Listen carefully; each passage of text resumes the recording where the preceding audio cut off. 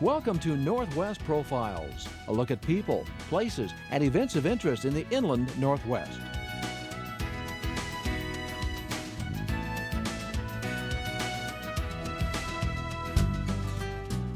Regardless of where you travel in the Pacific Northwest, the spirit and vitality of the region shines through, amplified not only by its spectacular natural beauty, but also by the large and small communities that dot its landscape. One such community is Walla Walla, Washington. Nestled in the southeast corner of the state at the foot of the Blue Mountains, Walla Walla is a friendly place, known for its schools of excellence, world-famous sweet onions, and some of the state's best wineries. Beyond that, it also serves as a splendid host for one of the premier hot air balloon rallies in the country. Every spring, or more specifically the second weekend of May, balloonists from around the western half of the United States converge on Walla Walla to fly and compete in the Walla Walla Balloon Stampede. It's an event that has grown significantly in terms of both size and prestige since it first began back in the early 1970s. The very beginning, the first flight was 4 balloons in a wheat field, and everybody just had a potluck dinner. From that, within just a couple of years, they had to move. It became so big and so many people were coming that they had 11 balloons and they moved to a high school. And once they realized they had all these visitors and all these tourists coming to see these 11 balloons or 20 balloons, they had no food, they didn't have anything to entertain them if the balloons didn't go up, so they kind of started adding a few arts and crafts.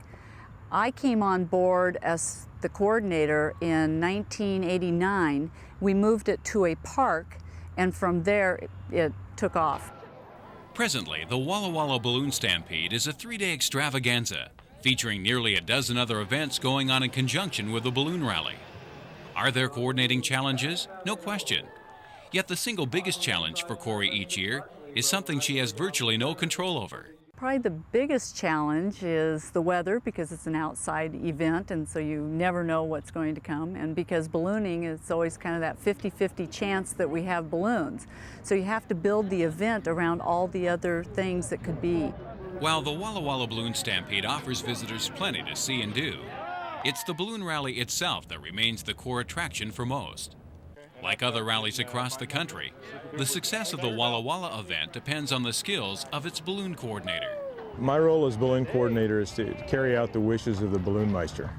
Traditionally, balloon events like this are hosted by a pilot who has credentials and enjoys the respect of the ballooning community at large, and is a person that can be counted on to make decisions that need to be made in terms of the safety aspects of an event like this.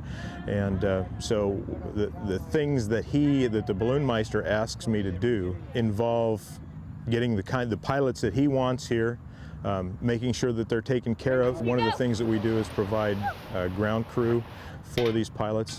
Flying a balloon is not a solo effort. It takes anywhere from 4 to maybe even 8 or 10 people. And so because we are asking these pilots to come from quite a distance sometimes, they're not always able to bring the crew that they normally work with. So we provide people and train those people ahead of time to assist the pilots. Once all the preliminary preparations are completed, all that's left to do now is fly.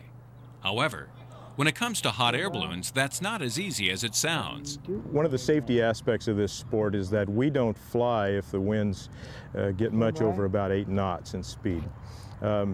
Nationwide, that varies a little bit, but at an event like this where you're launching a huge number of balloons from a very small launch field and doing it with a good safety record, there are some hard decisions that have to be made. Generally, the best time to fly in Walla Walla is at dawn, when surface winds are at their lightest. This means fly days start early for the pilots and their assigned riders and crew, beginning with the all-important pilot briefing at 5:30 a.m. sharp. Like we predicted, the high pressure... One of the primary reasons to have a briefing in the morning is to give pilots a very detailed account of exactly what the weather's doing, so that as a group they know what the winds are going to do to them. Once the balloon meister gives clearance to fly, the exhilaration and excitement in the air is palatable, as pilots rush to not only take advantage of the perfect flying conditions, but also to put themselves in position to win a Rolex watch. Competitions take many forms in ballooning. Generally what we do here is called a hare and a hound.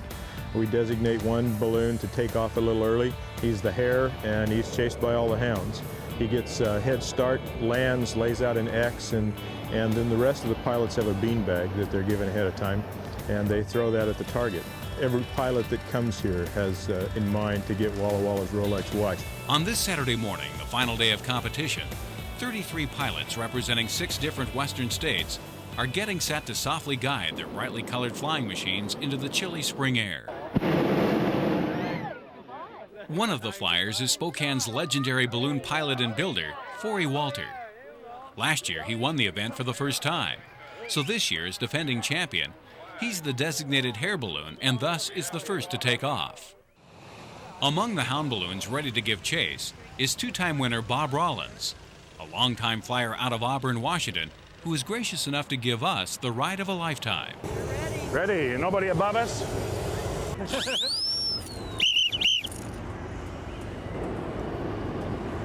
And we're off. Some people might think it's scary being up high and everything and looking straight down over the edge, but you're moving with the wind, see, so there's no sensation of wind. And so it's very calm and people will lose that fear right away. I love these rolling hills. We call this contour flying. As you go into a hill to come up at the wind, speed picks up as it goes up and over that hill. And then on the backside, it slows down.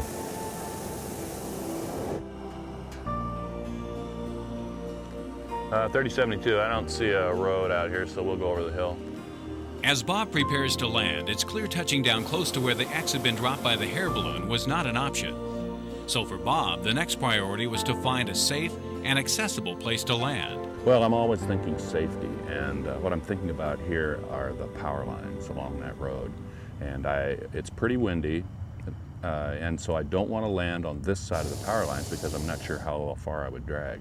So the plan is to just barely cross over and then release a lot of heat quickly and then come down so we don't drift too far beyond the power lines either, make it difficult on our chase crew.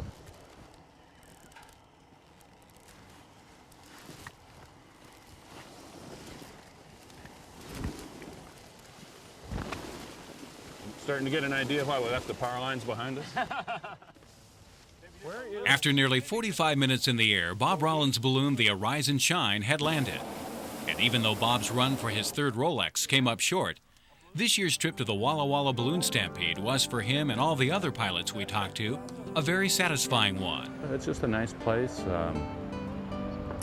It's hometown friendly. It's not too stressful and busy. Flying's a thrill. I love the competition of it. But getting together with all the old friends, and that's really what Walla Walla is about. The event gets better and better every year. It's one of the premier events that we really enjoy coming to. We're just treated very well within the community here. Everybody seems to appreciate us being here, and again, it's a beautiful place to fly. Following the competition part of the Walla Walla Balloon Stampede is the event's traditional crowd-pleasing finale. Night glow is something that we've been doing for about 10 years, something like that. And the balloons tether on the ground, and then as night falls, they pop on like little light bulbs, and in the jet black darkness, it's really an interesting feeling. You just can't believe it until you see it. As the balloons glowed in the dark, one could sense the mutual feeling of appreciation for a job well done between the balloonists and the community of Walla Walla. And rightly so, because together they provide Eastern Washington with an event to be proud of. It really means a lot to know that you're doing something positive for this community, and to have the tourists come in and to watch people's faces as they stand and watch those big balloons inflate and the colors.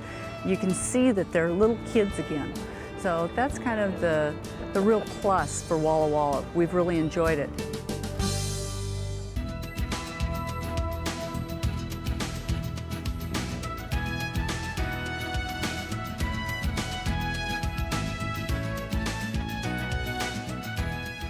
If you have a story idea for Northwest Profiles, send it to KSPS TV, 3911 South Regal, Spokane, Washington, 99223.